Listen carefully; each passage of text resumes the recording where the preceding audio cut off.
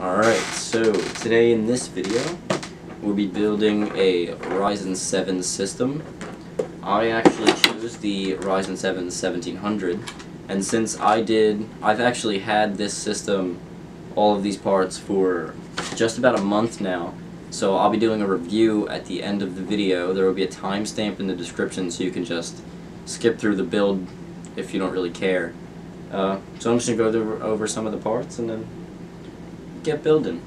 So I chose the Ryzen 7 1700 and not the 1700X because you can overclock this and get just about the same performance out of it as the 1700X. Unless you're buying today, it's kind of worth it, because today, if you have Amazon Prime, you can get the 1700X for $300, which is what the 1700 costs. And this is all. That's all. The 1700 is like 20 bucks off, so that's pretty cool. If you see this video today. I guess next we'll go with the motherboard. So the motherboard I chose, which is because it was on a good deal at the time. I was actually going to buy a B350 board, but I wound up going with X370. I chose the ASRock Killer X370 SLI/AC board. So it's a pretty good board. It was only 135 bucks when I bought it. I think I saw it yesterday. I think it was still 135 bucks, but it was usually 150, and I didn't really want to spend 150 on a motherboard.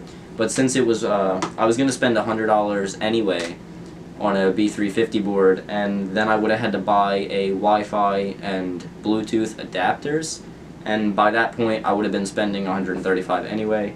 So I just went with that. We'll move on to the video card. I actually have a GTX 1080. This card looks so nice. It's the EVGA Founders Edition. I just think it looks really cool. There's actually red electrical tape. So throughout the video, when this turns on, this will glow orange. But it just looks like red tape right now. Because like I said, I've had the build for a month, and I have it themed orange, so green LEDs just weren't doing it. We can move on to RAM. I only have one stick of Crucial Ballistics 2400 megahertz RAM, which I know is really stupid because I'm on a Ryzen system and you should have faster RAM. But I had actually ordered this with some other parts, and I just kind of let it go. So I'm actually going to upgrade. I'm going to order a faster speed kit, 16 gigs, so keep that in mind if you're going to order something like this. We can move on to storage. I just have a old 1 terabyte Toshiba that I've had for a while. This has all my games installed on it, so I just kind of keep this around and use it. You can see it says February 2015 on it. It's been around a while. And then for a boot drive and for all my applications and stuff, I have a PNY SSD. This is only a 120 gig, but I got a really good deal on this. I bought this for like 30 bucks around Christmas, so it was a pretty good deal on this SSD. It's solid. I love having an SSD. Not necessarily not necessary, but whatever. Can move on to the power supply. I have an EVGA 650BQ. I'm actually going to be upgrading this to a higher wattage. This is it's also semi-modular, so it was a good deal. I mean, it was like 50 bucks. Solid power supply. I have all the rest of the stuff over there. And I'm only going to be using the included Wraith Spire that comes with the 1700, because you can almost get the entire overclock out of just this included cooler, so it wasn't really worth spending extra money on whatever. And it looks really cool. I actually have the fans flipped. The AMD logo is usually on the side, but there's just 4 little screws.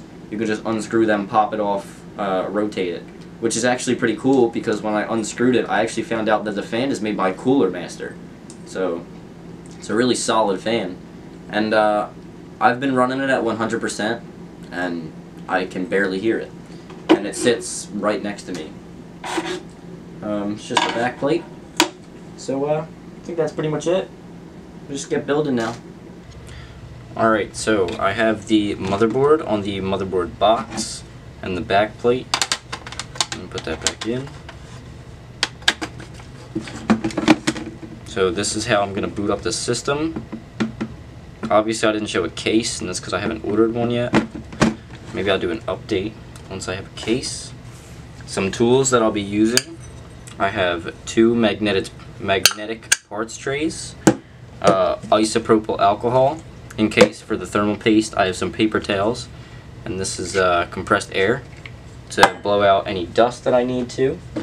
I have a knife just in case. I have 3 screwdrivers, 2 are flathead and 1 is Phillips, and then I have actual thermal paste. So I'm going to start by lifting up the retention arm right here, and we can unbox the CPU.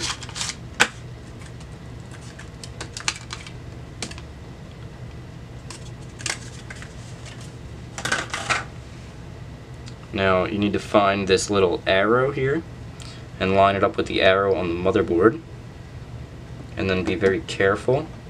Make sure it's in there, give it a little wiggle, and then lower this down. Sometimes this will give you a lot of force, but that's okay.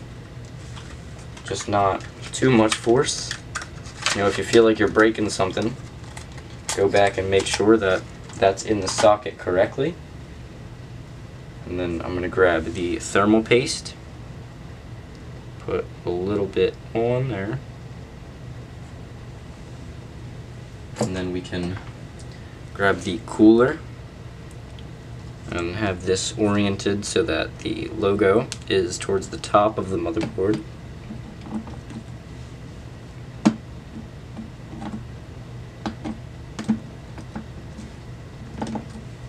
And then take a screwdriver, and there's 4 little things on each side. Depending on what one you do first, make sure you do it in a cross pattern. And don't tighten each one all the way down. Do a little bit at a time on all 4.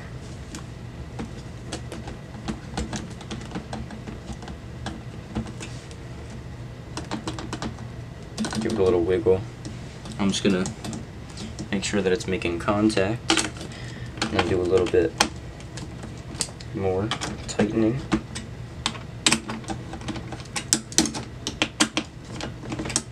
And you can pick it up by the cooler if it's in right, and make sure that the motherboard is not flexing. Put that back down and just move this wire out of the way until later. It's actually going to get plugged in right here. Now for this, you can go into your motherboard manual, depending on which one you have, and it will tell you where to install RAM. Mine says to install it right here. Like some motherboards will have a thing. You can see where this lines up. Make sure it lines up with the one in here. And then slide it in, and then put a finger on each end. I like to use my thumbs, and when both of them click in, you're good to go. Next, we'll do the video card. So here, I'm actually going to need to move the motherboard to the side of the box so that this doesn't hit the box. You can line it up in the PCIe slot and click it in. And then now I'm going to go back and plug this in now that the RAM is out of the way. So you can plug it into your CPU fan header. Could be in a different spot depending on what motherboard you have, but for the most part, most motherboards have it in that spot. So now, get the power supply and plug this cable. This is a 20 plus 4 pin into, this is just for testing, by the way. This won't actually stay like this. Just make sure you get that in there right. And then plug it into this spot on the motherboard. These are usually in the same place no matter what motherboard you have. Click that in. You'll actually hear it click. I'm just going to move that out of the way. And then you can grab this wire that says CPU on it and plug it into this part on the motherboard. Some will only have a 4-pin, so you can take these apart and just plug in the 4, but my CPU requires 2 of them, so I'm going to plug in 1, because these ones actually don't clip together, and then plug in. Why is it doing like that? Hold on. This wire was twisted. There we go. Just try to do them both. Make sure they're both in there, because this is what powers your CPU. And then, depending on what graphics card you have, it could require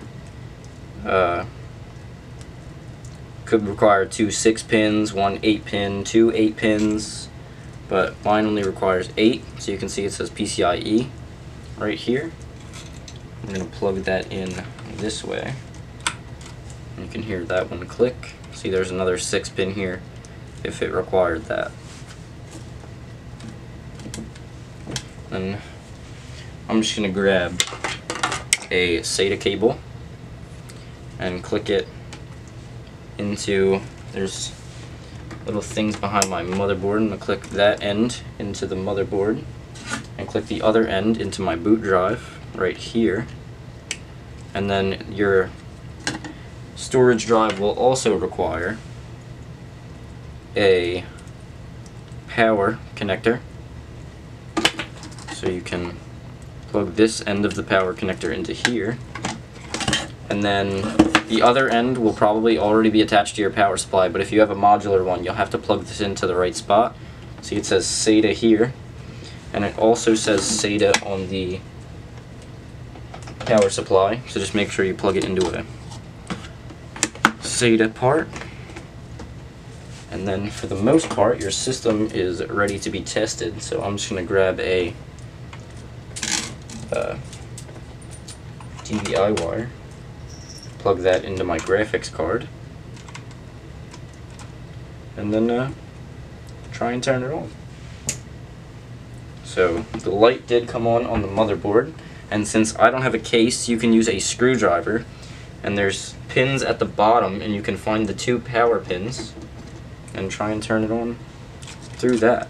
The RGB ring isn't on right now because there's actually another power, there's a RGB wire for the Wraith Spire.